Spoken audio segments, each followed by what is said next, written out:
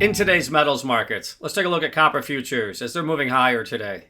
Copper futures trading higher for a second session, and today we're looking at the futures market trading up about 1.5% currently at the 4.435 level, which is the highest level for copper futures over the last 3 weeks as we are coming out of this sideways price action to trade higher today. And when you look at the driving factors, a couple things I think influencing the market here. Number one, the dollar under some pressure. We're looking at the dollar trading down to a 2-week low, and I think that that's helping to support the copper pricing structure to some degree. Also, manufacturing in China during the month of October indicating that it's picking up a little bit.